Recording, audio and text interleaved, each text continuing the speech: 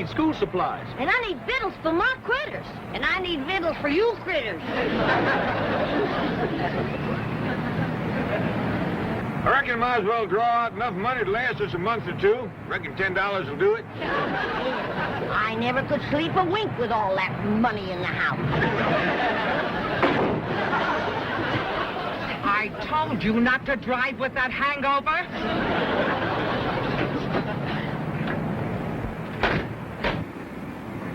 Anybody hurt? I don't think so. Well, no harm done, huh, kid?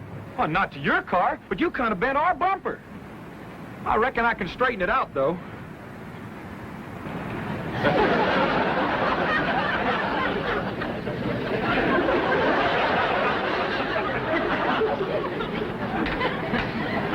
Atta boy.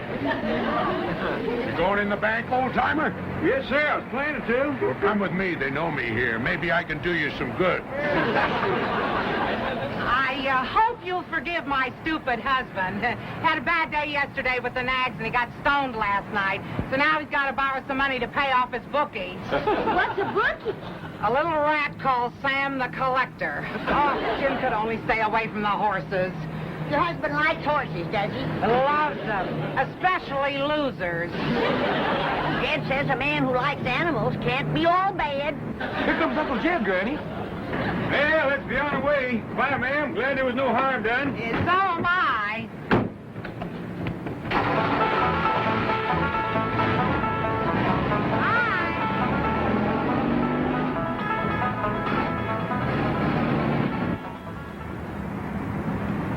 What happened to you? Fall down in there? Shut up and act hurt. That old geezer's worth $35 million. What? Hey, we'll sue him for a bundle.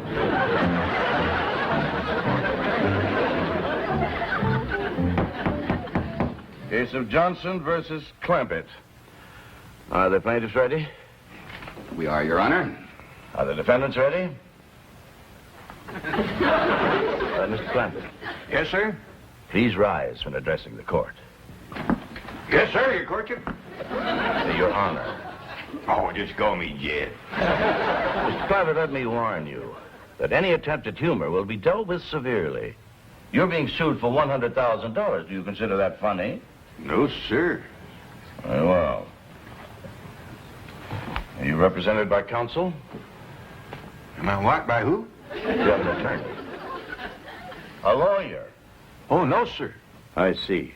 You're appearing in pro per. Do you any objections? No, Your Honor. Not hearing no objection, I'll permit your defense. Well, thank you, sir. For the plaintiffs will make his opening statement. Thank you, Your Honor. Although my clients, the Johnsons, are really in no condition to appear today, I have persuaded them to come to court so that Your Honor can see the carnage wreaked by this criminally careless family of hoodlums. Oh, excuse me, young feller, but our name ain't Hoodlum, it's Clampett. That's all except Granny, she's a Moses, and Jethro, he's a Bodine. He's my cousin Pearl's boy. Pearl's back home right now with DouglasIrene, his sister, trying to get her married. She's 18 and still single. That is enough. That's the way my cousin Pearl feels. A girl passes 18 and her chances of getting a husband. Mr. Clampett, will you please be quiet? Now, I'm going to excuse this outburst because apparently you're unfamiliar with court procedure. However, one more infraction and I will hold you in contempt. You be seated. Proceed, Counselor. As I was saying, Your Honor, I have prevailed upon my clients to appear today, although at the cost of great personal suffering to themselves. Bailiff, if you please.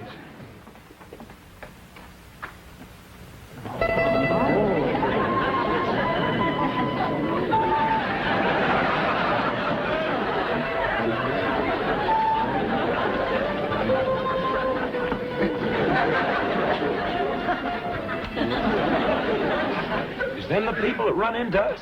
It sure is. What you reckon happened to them? Something terrible by the looks of them. See, can we comfort them? Your Honor, protect my clients from these ruffians. You got a terrible memory for names. We's Clampetts, except for Granny and Mr. Clampett, I declare you in contempt of this court. And I'm going to give you a fine of $100. Well, thank you, but I didn't do nothing to earn no $100. The fine of $100 is suspended. Now, please, take your seats.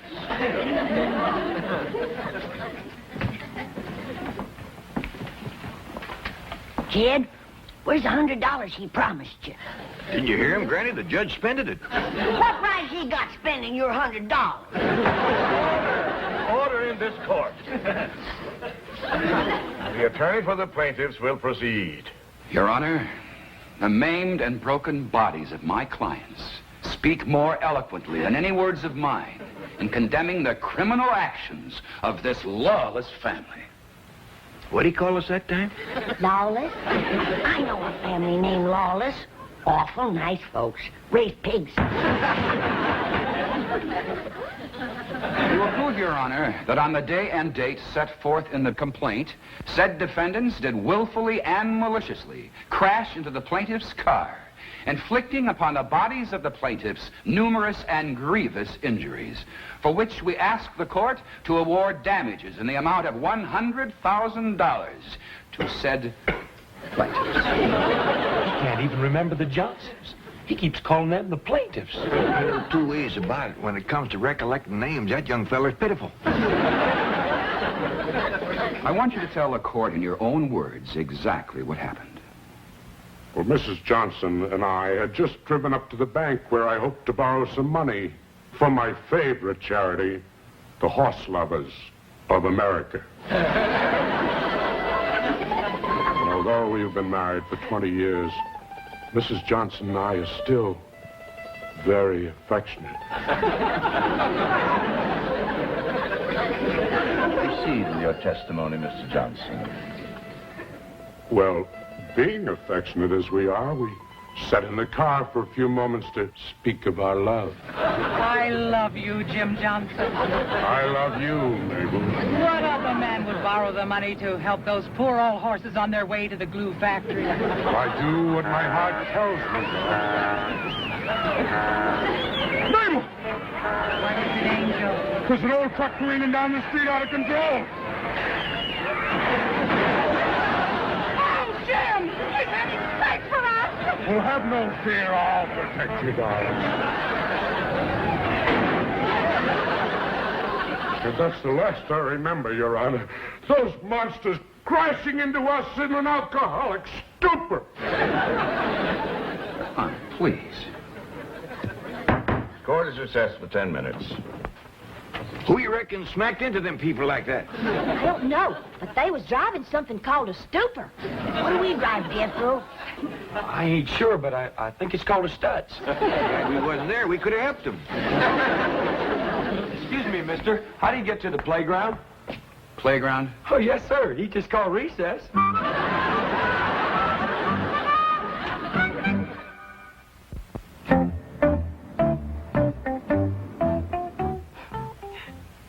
For my poor Jim's sake, I was glad he was unconscious so that he didn't have to see the worst part. Would you describe what you mean by the worst part? Well, you see, the impact threw my husband out of the car. There he lay on the street, broken and bruised. My precious darling. Did those insensitive beasts care? No. They actually seemed happy about it. Let's back up and hit him again. That one about knocked him 5 feet in the air. Why don't you learn how to stay out of people's way? You girls, look what you've done to my husband. I'll bring him around. If this don't bring him around, he's dead.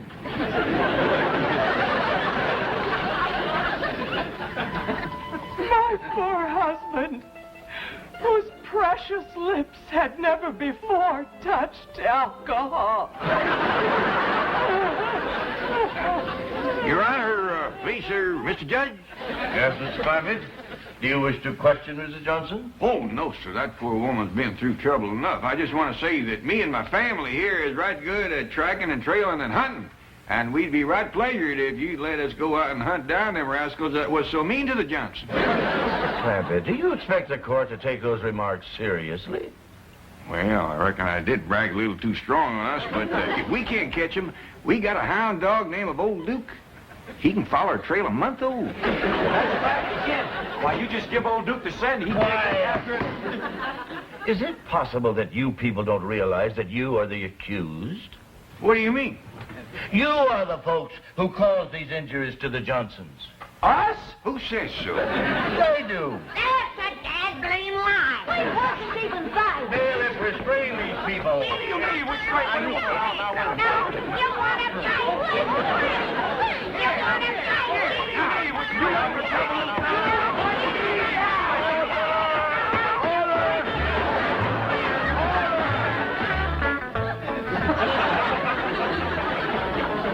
If you ask me, this is a heck of a place to spend recess. That fella said he put us in here to cool off. It's hotter in here than it is in there. Well, there's one good thing. He's going to give each one of us $100. Fine. That's what I say. Fine and dandy.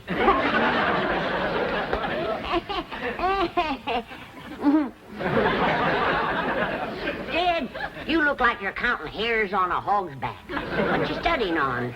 I'm studying on this whole situation, Granny. Why would the Johnsons haul off and say we'd done something that we didn't? Well, maybe they's fibbing to get the money. Maybe they's text. I agree with Ellie.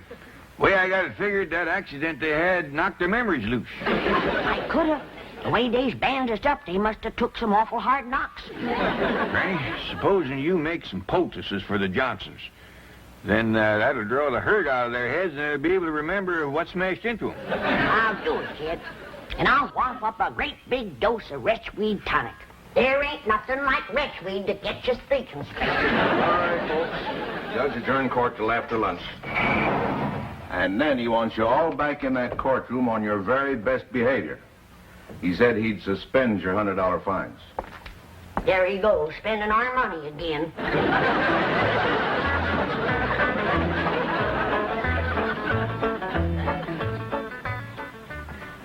I'm going to ask the court for a judgment by default.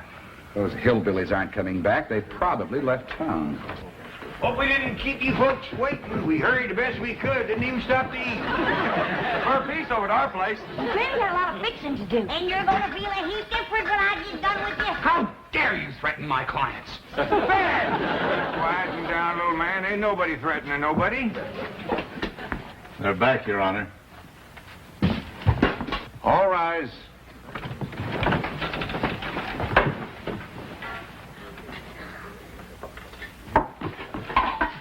You can uncover the bridge, but keep the lid on the baked pasta. How about the chitlins? They're just as good cold. Smells good, don't it, Judge? We'd be right pleasure to have you join us. Everybody, we got plenty. Thank you. That is very nice of you. Oh, not at all. You realize how long you've kept this court waiting? Yeah, I'm sorry about that, Judge, but we done the best we could. Granny was working like a whirlwind, baking possum, cooking grits, making tonic, and fixing poultices. I am not interested in what Granny has been doing. I wouldn't rile her up if I was you, Judge. Not on an empty stomach. Granny gets right ornery when she ain't eat all day. I am also not interested in her dietary idiosyncrasies. Bailiff, remove that food from this courtroom. Hold on. We's hungry. That's your own fault for being late. I wouldn't say too much about being late if I was you. This is the second time today you've come in here in your nightgown.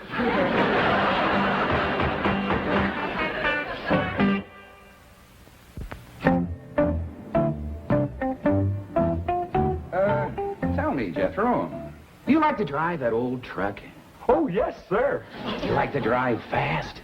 Oh, yes, sir, but I'm Just always... answer the question yes or no, and tell the truth. How do you like to drive fast? Yes, sir. Were you driving fast the day you crashed into the Johnsons' car? Oh, no, sir. Well, were you driving slowly when you crashed into their car? No, sir. That's I'm all, always... thank you. But Now I'm step always... down, please. Next witness.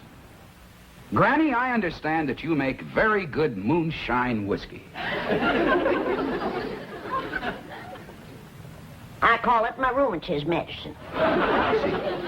But it is quite potent, quite strong. Well, you don't want to stand too close to a fire when you uncork it. Yes, well, now then, Granny, do you sometimes carry a jug of this rheumatism medicine around with you? Take it on trips, say? Only when I get my twinges. Well, were you having twinges the day you and your family crashed into the Johnsons? No, and we didn't. That's all, thank you. Now then, Ellie Mae, when the old truck here crashed into the Johnsons' car, would you show me just where you were sitting? Well, I was sitting right there, but we didn't. That's all, thank you. Mr. Clampett, how many guns do you have in your home? Well, Granny's shotgun, and Jethro's lever action, my pistol, my squirrel rifle. You needn't go on, Mr. Clampett. That's quite an arsenal you have. Thank you. You're used to carrying a gun, aren't you? I've been toting a squirrel rifle since I was knee-high to a jackrabbit. And I understand you're quite a good shot. Back where I come from, if you didn't shoot good, you didn't eat. I see you shot only for food. Yes, sir. And you were very poor. Yes, sir. And then oil was discovered on your land, and you became very, very wealthy and moved to Beverly Hills. Yes, sir. But isn't it a fact, Mr. Clampett, that in spite of all your millions, you are still frequently seen carrying a gun? Yes, sir. You see, Just answer the question, yes or no. Do you, to this day, frequently carry a gun? Yes, sir. Were you carrying a gun the day you and your family crashed into the Johnsons? No, sir, and we didn't. That's all. Thank you. Step down. No, sir. What do you mean, no, sir? That ain't all, and I ain't stepping down. Not until I've said a few things. Your Honor, I object. Now, Counselor, I have been very lenient with your conduct of this case, just as I have been very lenient with the conduct of the defendants. However, since Mr. Clampett here is the defendant and will bear the financial burden if judgment is against him, the court wishes to hear anything that is relevant and pertinent to this case. Yes, Your Honor. Now, Mr. Clampett, let us hear what you have to say. Well, thank you. Well, to begin with, there ain't nobody told the real story about what happened the day the Johnsons backed into us. I object, Your Honor. There has not been one shred of evidence or testimony supporting the allegation that my clients backed into the defendants. That is very true, Counselor. Perhaps now we might have it. In the meantime, you be seated. Yes, Your Honor. Now, you may proceed, Mr. Clampett, realizing, of course, that you're still under oath to tell the truth. Well, Your Honor, I learned how to tell the truth so long ago, I reckon it's become a habit. And what with making a promise on the good book, I'm going to be extra careful. Proceed. Well, me and my family drove down to the bank.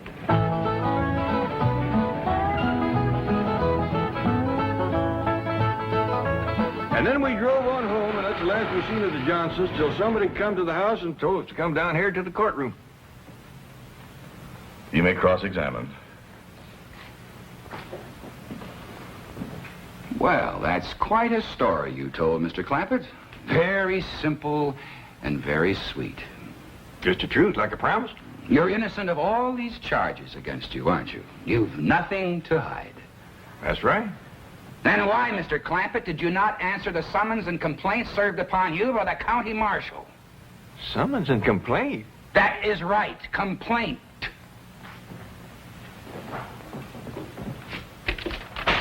This is a complaint, Mr. Clampett. In fact, it's a copy of the one delivered into your hands. Is that a complaint? It is. Why didn't you answer it? Would you mind reading that first line there? The people of the state of California send greetings to J.D. Clampett. That just didn't seem like no complaint to us. And as for Aunt, well, Jethro says there's pretty near 18 million people in California. We just couldn't hardly see how we could get around to greeting them all back. That Further questions? Not right now, Your Honor. Court will recess for 30 minutes, after which we'll hear final argument.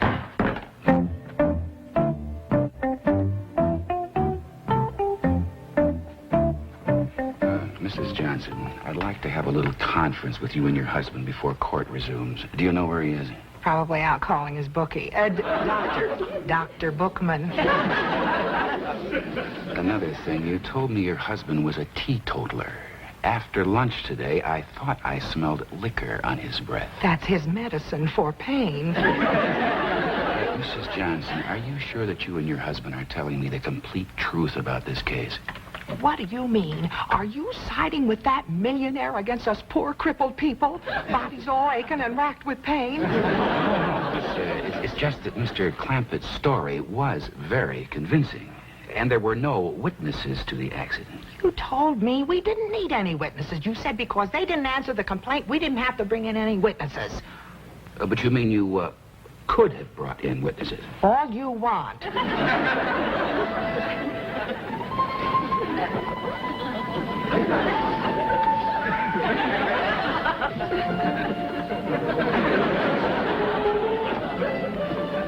All rise.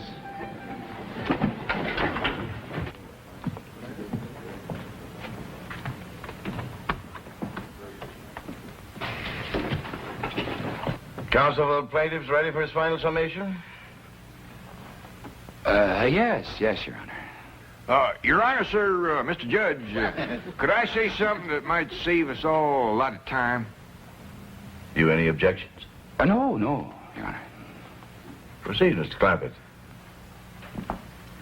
Well, sir, if it's all right with you, I'd like to go ahead and give that $100,000 to the Johnsons. Do you admit the claims made by the Johnsons? Well, no, sir, it don't. But he deserves the money, and I can afford to give it to him more if he needs it. Would you mind telling the court why you think he deserves it? Well, Your Honor, I got a daughter here, Ellie Mae, and I reckon she means more to me than just about anything in the world. And during the recess, when I seen Mr. Johnson with his daughter and seen how much he loved her, just like I do Ellie Mae, well, it kind of tore at my heart. What daughter? Shut up. There he was in his wheelchair in that little room across the hall, and in walked this beautiful girl with the long red hair, and I knowed right away she was his daughter because she walked up to him and she says, "How's it going, Daddy?"